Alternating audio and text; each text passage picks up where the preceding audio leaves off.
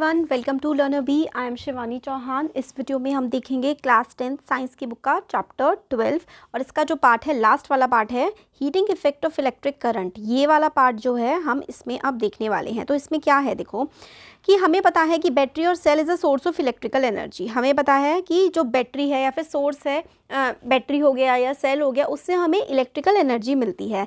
The chemical reaction within the cell generate the potential difference between its two terminal that sets electrons in moving flow in motion to flow the current through a resistor or a system of resistors connected to the battery। तो हमें पता है कि क्या होता है ना, कि जो केमिकल जो भी सोर्स ऑफ इलेक्ट्रिसिटी है हम लोगों को जनरली कैसे बनती है, वो बैटरी होती है या फिर सेल होता है, उसके बीच में केमिकल रिएक्शन हो रहा होता है। तो क्या होता है, सेल के अंदर क्या होता है, पोटेंशियल एक टर्मिनल होता है पॉजिटिव टर्मिनल, एक टर्मिनल होता है नेगेटिव टर्मिनल। इन टर्मिनल्स के बीच में जो पोटेंशियल डिफरेंस होता है ना बिटवीन द टू टर्मिनल्स, इसकी जो भी इनके बीच में पोटेंशियल का डिफरेंस होता है, उसकी वजह से इलेक्ट्रॉन्स का क्या होता है, फ्लो होता है। और इलेक्ट्रॉन्स जब फ्लो करते हैं ना, तभी हमारी इलेक्ट्रिसिटी जो है जनरेट होती है या फिर हमें इलेक्ट्रिसिटी मिलती है। तो electrons in motion to flow the current through a resistor in a system of resistors connected to a battery. तो सिस्टम ऑफ रजिस्टर्स जो कि बैटरी से कनेक्टेड होते हैं, वो हमारे पोटेंशियल डिफरेंस, मतलब पोटेंशियल डिफरेंस में जो होता है ना, एक सेल और दूसरे सेल के बीच में जो पोटेंशियल डिफरेंस होता है, उसकी वजह से इलेक्ट्रॉन्स फ्लो करते हैं और करंट फ्लो होता है फिर उसकी वजह से। वी हैव ऑल्सो सीन, हमने ये भी देखा था कि to maintain the current the source has to keep expending its energy. तो मतलब कनेक्ट, अगर हमारा सोर्स जो है उससे इलेक्ट्रिसिटी आती रहनी चाहिए, तो उसके लिए हमें क्या होता है, उसकी एनर्जी मेंटेन होनी चाहिए, क्योंकि बिना एनर्जी के तो कोई चीज़ मूव कर ही नहीं सकती। आप भी 2 दिन खाना मत खाइए, एक ही दिन पूरा खाना मत खाइए, रात तक क्या हालत हो जाएगी, है ना। तो एनर्जी की ज़रूरत होती है। But where does this energy go, body में एनर्जी होती है, बट ये चली कहाँ जाती है। A part of the source energy in maintaining the current may be consumed into the useful work, जैसे कि like rotating the blades of the electric fan. तो जो एनर्जी बार बार चाहिए होती है, वो एनर्जी जाती कहाँ है, जैसे कि अगर पंखा चल रहा है तो उसके जो ब्लेड्स हैं उसको रोटेट होने में भी तो एनर्जी लगेगी, तो वो एनर्जी उसमें चली जाती है जो कि जनरेट हो रही होती है। Rest of the source energy में be expanded in heat to raise the temperature of the gadget.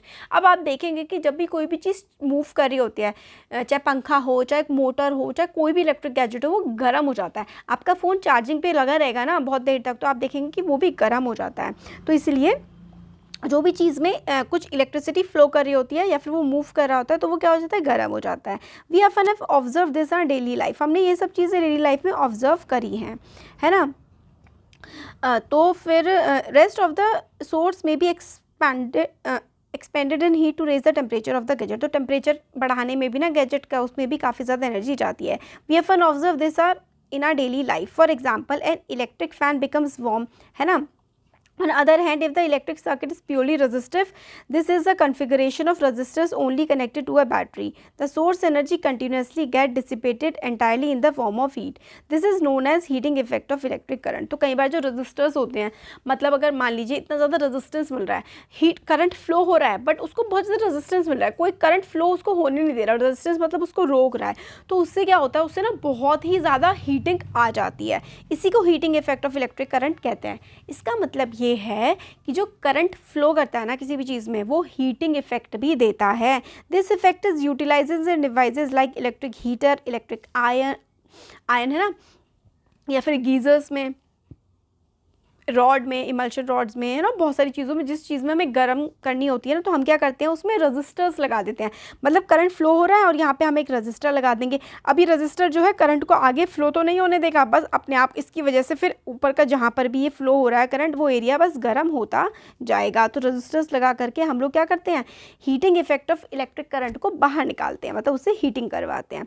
तो क्या है, देखो, कंसीडर अ करंट आई। एक आई करंट है, वो एक रजिस्टर से फ्लो हो रहा है जिसकी रेजिस्टेंस क्या है, आर है। करंट ऐसे करके फ्लो हो रहा है एक रजिस्टर से जिसकी रेजिस्टेंस आर है। Let the potential difference across, मतलब इसके बीच का जो पोटेंशियल डिफरेंस है उसको हम लोग मान लेते हैं कि वी है। ठीक है, जो पोटेंशियल डिफरेंस है वो हम लोग मान लेते हैं कि भाई वी है। ठीक है, 12.13। तो 12.13 ये वाली फिगर, इसको अभी हम देखेंगे। मतलब current or I current flow हो रहा है, रेजिस्टेंस R है और पोटेंशियल डिफरेंस V है। Let T be the time during which a charge Q flows. तो T टाइम है जिसमें चार्ज Q जो है वो फ्लो हो रहा है। The work done in moving the charge Q through a potential difference is VQ। तो जो भी वर्क डन हो रहा है ना इस चार्ज Q को फ्लो होने के लिए इन दो पोटेंशियल डिफरेंस के बीच, उसको हम लोग क्या कहेंगे कि वो VQ है। मतलब चार्ज जो, ठीक है, चार्ज का सिंबल क्या होता है, Q होता है, पोटेंशियल डिफरेंस का सिंबल क्या होता है, V होता है ना। तो time, let the time during which a charge Q flows, वो हम लोगों ने T मान लिया। तो वर्क डन क्या होगा, वर्क डन कितना काम होगा वो हो जाएगा, वर्क डन हो जाएगा V इंटू क्यू, मतलब पोटेंशियल डिफरेंस इंटू चार्ज हमारा पता लगेगा इससे हमें कि भाई कितना काम हुआ है। तो work done is equals to क्या हो जाएगा, V इंटू क्यू हो जाएगा, work done is V into Q. Therefore the source must supply energy equivalent to V Q in time T। तो T टाइम में सोर्स जो है उसको वी क्यू एनर्जी सप्लाई करनी पड़ेगी अगर किसी चीज़ को हीट उसको करना है। Hence the power input to the circuit by the sources, देखो हम लोगों को क्या पता है, वी क्यू क्या होता है, वी क्यू, अगर हमें जो पावर चाहिए वो वी क्यू चाहिए, मतलब पोटेंशियल डिफरेंस इनटू चार्ज और एक पर्टिकुलर टाइम में। तो पी क्या हो जाएगा, पावर कितनी हो जाएगी, वी क्यू बाई टी। और हमें पता है कि क्यू बाई टी जो है वो क्या होता है, आई होता है। करंट क्या होता है, करंट का फॉर्मूला होता है क्यू बाई टी। तो पी को हम लोग क्या लिख सकते हैं, पी को हम लोग वी इंटू आई, है ना, इस तरीके से भी हम लोग लिख सकते हैं।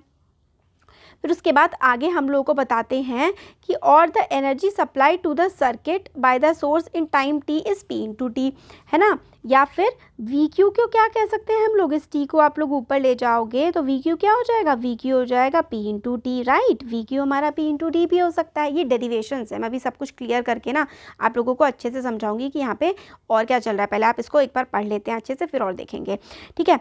अगर एनर्जी सप्लाई है तो T को हम ऊपर भेज देंगे, तो ये क्या बन जाएगा, P T is equals to V Q बन जाएगा, है ना। ये चीज़ भी तो बन सकती है। तो और the energy supply to the circuit by the source in time T is P into T, that is V I T. तो मतलब ये हो सकता है इस तरीके से कि यहाँ पे हम लोगों ने क्यू बाई टी की जगह आई लिख दिया है ना, तो वी आई टी इस तरह भी हो सकता है। What happens to this energy expended by the source. अब ये जो एनर्जी आ रही है जिसने सोर्स को एक्सपैंड किया है, फैलाया, वो क्या होता है, this energy get dissipated in the resistor as heat. तो ये एनर्जी हमें हीट के फॉर्म में मिल रही है। दस for a steady current I the amount of heat produced is, but देखिए अगर करंट लगातार आता जा रहा है तो हीट कितनी प्रोड्यूस होगी, potential difference into current into time. अगर हीट लगातार आती जा रही है तो हीट कितनी होगी, मतलब टाइम लगातार हमारा ठीक ठाक टाइम पे हीट आई जा रही है, तो हीट का फॉर्मूला क्या होगा, पोटेंशियल डिफरेंस और करंट और टाइम, वी आई टी। अब ये फॉर्मूला आप लोगों को याद करना पड़ेगा। अप्लाइंग द ओम्स लॉ, अब ये वाली जो चीज़ हम लोगों ने बनाई थी H is equals to V I T, इसमें अगर हम लोग ओम्स लॉ लगाएं, ओम्स लॉ क्या होता है, V is equals to I R, है ना। ओम्स लॉ तो ये होता है, तो यहाँ पर V की जगह आप लोग क्या लिख दोगे, आई आर लिख दोगे। तो आई आर आई टी, तो दो आई हो गए, तो इसको हम लोग क्या लिख देंगे, आई स्क्वायर आर टी। तो हीट का फॉर्मूला हमारे पास अब दो हीट के फॉर्मूले आ गए। एक तो हीट का फॉर्मूला होता है वी आई टी और एक हीट का फॉर्मूला होता है आई स्क्वायर आर टी। एक हीट का फॉर्मूला होता है वी आई टी और एक हीट का फॉर्मूला होता है आई स्क्वायर आर टी, ठीक है। अब देखो this is known as the Joule law of heating. तो ये जो होता है H is equals to I square R T, इसको हम लोग जूल्स लॉ ऑफ हीटिंग बोलते हैं। The law implies that heat produce in a resistor, heat जो कि एक रजिस्टर में प्रोड्यूस होती है वो डायरेक्टली प्रोपोर्शनल है किसके, square of current, directly proportional है स्क्वायर ऑफ करंट के, ठीक है, करंट के स्क्वायर के। जो हीट एक रजिस्टर में फ्लो कर रही है वो डायरेक्टली प्रोपोर्शनल है स्क्वायर ऑफ करंट के, और फिर डायरेक्टली प्रोपोर्शनल है रेजिस्टेंस के, और डायरेक्टली प्रोपोर्शनल है करंट टाइम के, ठीक है। तो ये चीज़ों के डायरेक्टली प्रोपोर्शनल है जो हीट फ्लो हो रही है रजिस्टर में। In practical situation when the electric appliance is connected to a voltage source, ये फिगर 12.21 जो है इज़ यूज्ड आफ्टर इक्वेशन 12.21, ये वाली इक्वेशन का इस्तेमाल करते हैं after calculating the current through it. तो V is equals to I R होता है, तो आप इससे करंट का फॉर्मूला भी निकाल सकते हो, वो निकलेगा V अपॉन आर। तो I का फॉर्मूला हम लोग का क्या निकल गया, I का फॉर्मूला हमारा निकल गया V अपॉन आर। तो मतलब एक दो तीन फॉर्मूले से आपको बेसिकली तीन फॉर्मूले आप लोगों को याद करने, और इन तीन फॉर्मूलेस को अगर आप लोग याद कर लेते हैं ना तो उन तीन फार्मूला से ही आप लोगों को बहुत सारे फार्मूलाज निकल जाएंगे और क्वेश्चन सॉल्व करने में बहुत हेल्प मिलेगी। तो देखो कौन कौन से वो फार्मूलाज हैं। एक फार्मूला देखो हमारा ये वाला है, यहाँ पे देखो हमारे पास है P is equals to V I, ये भी हमारा एक फॉर्मूला है। एक हमारा फॉर्मूला है P is equals to V Q by T, ये भी हमारा फॉर्मूला बन रहा है, राइट। एक हमारा फॉर्मूला बन रहा है ये वाला H is equals to V I T, ये भी हम लोग का फॉर्मूला बन रहा है।